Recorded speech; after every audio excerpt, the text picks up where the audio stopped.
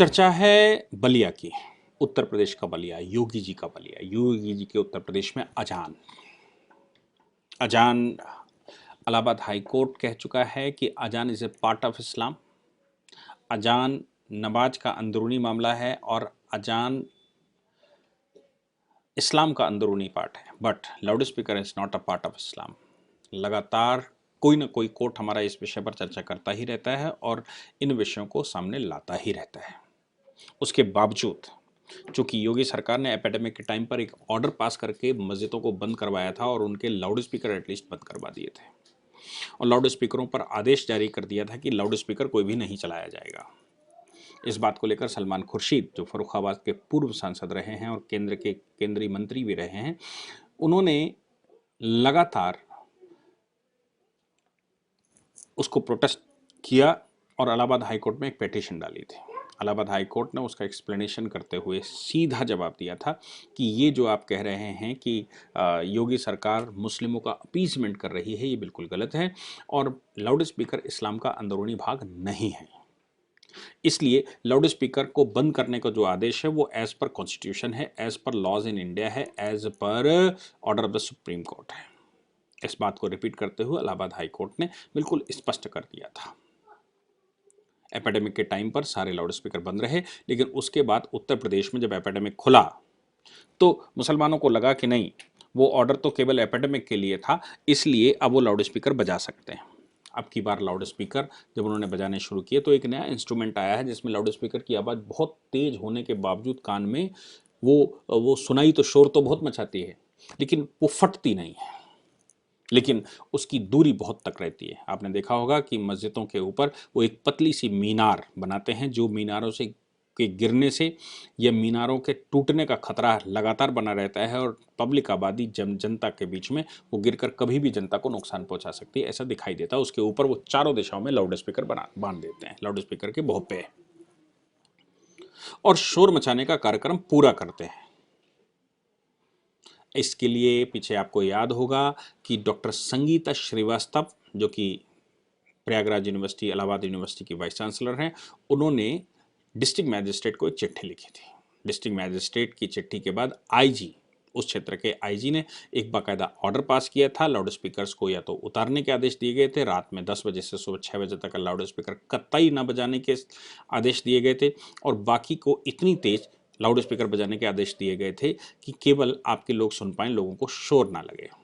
हालांकि जब loud speaker इस्लाम का हिस्सा ही नहीं है तो फिर लाउड स्पीकर क्यों लगातार बजें, ये भी एक बड़ी बात है।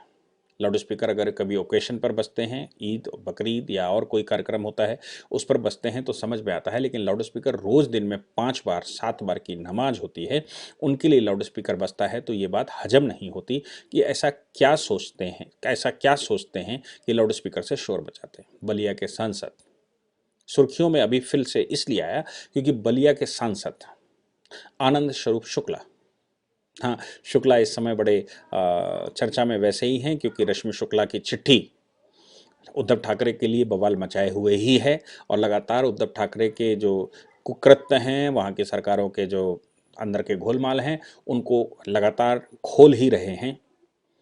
दूसरी तरफ आनंद स्वरूप शुक्ला, जो कि उत्तर प्रदेश सरकार में संसदीय कार्य मामलों के राज्य मंत्री हैं, वो बलिया से विधायक भी हैं, उन्होंने एक चिट्ठी डिस्ट्रिक्ट मैजिस्ट्रेट बलिया को लिखी और उन्होंने कहा कि जो मदीना मस्जिद है बलिया में, वो उसकी मीनार इतनी ऊंची है और वो लाउड स्पीकर बजाते हैं, सुबह से बजाना शुरू करते हैं और लगातार वो अजान के अतिरिक्त, पहले तो अजान करते हैं, अजान तो वो 5-7 बार की जो भी होती है वो करते ही हैं, उसके अतिरिक्त वो लगातार चंदा वसूलने का काम, ज़कात देने के लिए अनाउंसमेंट करना, लोगों को ये बताना कि आप आएँ और पैसे जमा करें, मस्जिदों में कंट्रीब्यूट करें, आप इस्लाम के लिए कंट्रीब्यूट करें, इस्लाम में क्या क्या होता है, क्या करना क्या नहीं करना, ये लगातार वो कुछ ना कुछ बेसुरी आवाज़ों में बोलते रहते हैं, जिससे कि वहाँ नहाना धोना पूजा करना भी मुश्किल हो जाता है क्योंकि इतनी तेज आवाज़ आती। दूसरा, बच्चों के एग्जामिनेशन का अभी समय है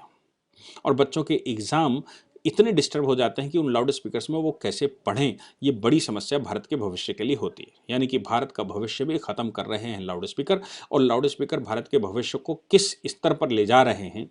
आपको मैं एक बात और बता दूं कि लाउड स्पीकर्स की आवाज़ लगातार कान में पड़ने से लोग साइकेटिक भी हो जाते हैं। साइकोलॉजिकली डॉक्टर्स ये कहते हैं कि ज़्यादा शोर अगर कान में पड़ता है और लगातार पड़ता है तो व्यक्ति ऑटोमेटिकली साइकेटिक हो जाता है और कहीं ना कहीं मस्तिष्क रोग उसमें हो जाता है, जिसकी वजह से उसका भविष्य खराब हो जाता है और वो अपनी जो उसकी स्पीड है उससे काम नहीं कर पाता।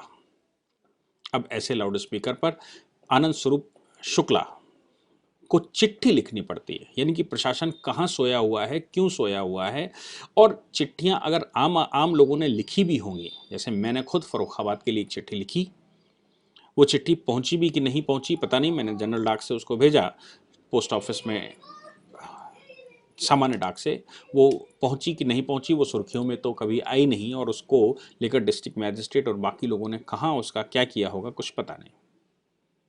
मैंने आपसे पीछे भी चर्चा की थी कि मैं एक वो एक पुलिस स्टेशन में फर्रुखाबाद में बैठा था, और उस पुलिस स्टेशन में उसके इंस्पेक्टर को मैंने बोला कि भैया ये लाउड स्पीकर चारों ओर से बज रहे हैं, इनका क्या। तो उन्होंने कहा आप डिस्ट्रिक्ट मजिस्ट्रेट को लिखिए, आप एसएसपी को लिखिए, वो मेरे को फॉरवर्ड कर देगा तो मैं इस पर एक्शन लूँगा। अपनी तरफ से मैं एक्शन नहीं लेता, इसलिए मैंने वो चिट्ठियाँ लिखी भी थी। लेकिन आज तक पिछले 1.5 महीने में आज तक उसका कोई हश्र, क्या हश्र हुआ कुछ पता नहीं। मैंने रजिस्टर्ड डाक से उसको इसलिए नहीं भेजा था क्योंकि मैं इतने पैसे क्यों खर्च करूँ, मैंने जनरल डाक से इन्फॉर्मेशन दी थी। ऐसा ही बलिया के सांसद ने बाकायदा चिट्ठी लिखकर उसको रिसीव डिस्ट्रिक्ट मजिस्ट्रेट को करवाया। डिस्ट्रिक्ट मैजिस्ट्रेट उस पर एक्शन लेते हैं नहीं लेते हैं, लेकिन वो चिट्ठी सुर्खियों में आ ही गई और अब एक्शन होना स्वाभाविक भी है। मैंने उस समय भी, आपको याद होगा, जब जिस समय संगीता श्रीवास्तव का मामला आया था, डॉक्टर संगीता श्रीवास्तव जी ने जिस चिट्ठी लिखी थी, उस समय भी मैंने कहा था कि क्यों नहीं सांसद और विधायक अपने क्षेत्र के जिनको ये समस्याएं हो रही हैं, या काउंसलर्स या रिप्रेजेंटेटिव इस प्रकार की चिट्ठियां डिस्ट्रिक्ट मैजिस्ट्रेट को लिखते हैं, एसएसपी को लिखते हैं, उनके ऊपर दबाव बनाते हैं, और उनसे क्यों नहीं ये आग्रह करते हैं कि लाउड स्पीकर्स को बंद करवाया जाए। क्योंकि सुप्रीम कोर्ट का ऑर्डर और हाई कोर्ट का ऑर्डर आ चुका है कि loud speaker is not a part of Islam. अब चूंकि लाउड स्पीकर इस्लाम का पार्ट नहीं है, इसलिए कोई भी अजान लाउड स्पीकर से नहीं होनी चाहिए। संसार की सबसे बड़ी ऑर्गेनाइज्ड संस्था आरएसएस, जिनमें करोड़ों लोग सुबह शाखा में जाते हैं, उनके लिए भी कभी लाउड स्पीकर का इस्तेमाल नहीं किया जाता। लोग घर घर जाकर एक दूसरे को जगाते हैं, जगाने के बाद वो शाखा में लेकर जाते हैं। तो क्या ऐसा मुस्लिम मस्जिदों के लिए नहीं हो सकता कि एक व्यक्ति दूसरे को आवाज़ लगाए और अजान दे, जैसे मुल्ला अजान देता है, चिल्लाए, अड़ोस पड़ोस के 10-5 घर, 2-4 घर सुन लें, और सुनने के बाद वो बाकियों को उठाएं।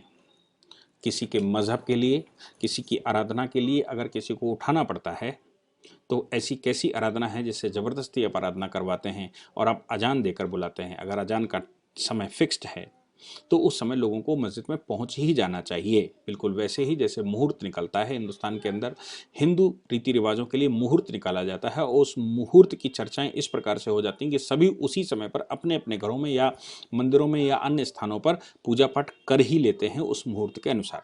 तो क्यों नहीं आप अगर ऐसा करते हैं तो मुहूर्तों को निकालकर इस प्रकार सेट करते हैं मस्तिष्क को कि लोग आएँ और दूसरों को डिस्टर्ब किए बगैर, हिंदुस्तान को डिस्टर्ब किए बगैर उनको जो इबादत करनी है वो करें। और आवश्यक नहीं है कि वो मस्जिद में ही इबादत करें, वो अपने घर में भी इबादत कर ही सकते हैं।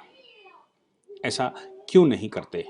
मुझे लगता है कि एक जनरल ऑर्डर फिर से योगी सरकार को पास करने की आवश्यकता पड़ेगी, और उसके लिए जन दबाव होना आवश्यक है, क्योंकि योगी जी पहले ही ऑर्डर कर ही चुके हैं। उस ऑर्डर का इम्प्लीमेंटेशन कितना हुआ है ये तभी पता लगेगा जब आपकी चिट्ठियां योगी सरकार को पहुंचेंगी, जब आपकी चिट्ठियां डिस्ट्रिक्ट मजिस्ट्रेट और एसएसपी को पहुंचेंगी, जब आपकी शिकायतें जाएंगी। Otherwise implementation is a big problem for India. Bharat में कोई भी कानून का इम्प्लीमेंटेशन एक बहुत बड़ी समस्या की तरह उभर कर समस्या है, और उस समस्या का समाधान तभी हो सकता है जब जनता जागरूक होगी। मुझे लगता है कि चूंकि मैं फर्रुखाबाद में ये 2.5-3 महीने रहा, इसलिए और फर्रुखाबाद में लगभग मैंने 150 सभाएं की, जिसमें 70 बड़ी सभाएं भी की और छोटी सभाएं की। इन सभाओं में श्री राम मंदिर निधि समर्पण के लिए मैं आह्वान कर रहा था और मैं चूँकि अभियान प्रमुख के नाते वहाँ पर काम कर रहा था, इसलिए फर्रुखाबाद की स्थिति मुझे ज़्यादा अच्छे से पता लगी। चूँकि मैं 24 घंटे उसी काम पर लगा हुआ था, ज़्यादा अच्छे से पता लगी क्यों नहीं वहाँ पर 4 विधायक, 1 सांसद, 3 म्यूनसिपालिटी के चेयरमैन और बाकी के काउंसलर्स और जिला पंचायत के सदस्य, ये सब अपनी अपने स्तर से डिस्ट्रिक्ट मजिस्ट्रेट को चिट्ठी लिखें, एसएसपी को चिट्ठी लिखें और आम जनता भी चिट्ठियां लिखना शुरू करे। आप सिंपल पोस्ट कार्ड में चिट्ठी लिखिए, अजान हमारे यहाँ की बंद करवाइए, लाउड स्पीकर हमारे यहाँ के बंद करवाइए। वो एक 5 रुपये का जो पोस्ट कार्ड आता है, मेरे एक पोस्ट कार्ड से फ़र्क नहीं पड़ा होगा, लेकिन अगर हिंदुस्तान के लोग अपने अपने यहाँ के डिस्ट्रिक्ट मजिस्ट्रेट और एसएसपी को वो पोस्ट कार्ड लिखकर भेजें कि फला मस्जिद में मेरे बगल में मुझे डिस्टर्ब कर रही है, ऐसे पोस्ट कार्डों की 2 कॉपियाँ बनाई जाएँ। एक तो डिस्ट्रिक्ट मजिस्ट्रेट को भेजी जाए और दूसरी कॉपी उसकी मुख्यमंत्री आवास पर भेजी जाए।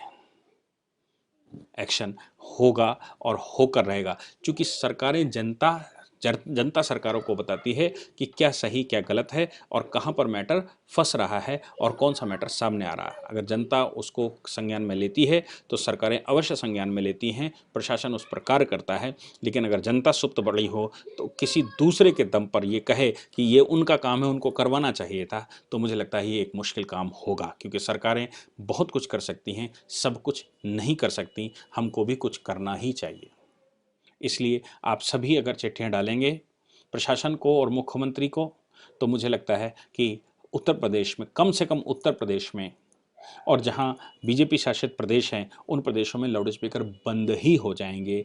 अजान देनी है तो इस्लाम की स्वाभाविक प्रक्रिया में अजान दें, ना कि लोगों को डिस्टर्ब करके। और कभी कभी बड़ी अजान होती है, ईद, बकरीद या कोई और कार्यक्रम होता है, उस दिन परमिशन लेने के बाद उसको बजाया जा सकता है। जैसे हिंदू समाज जब रामायण करता है, जब भागवत करवाता है तो अनुमति लेकर आता है और अनुमति के बाद ही ये सारे कार्यक्रम चलाए जाते हैं। वैसे ही मुसलमान भी हिंदुस्तान के ऐसे कर सकते हैं। Thank you very much.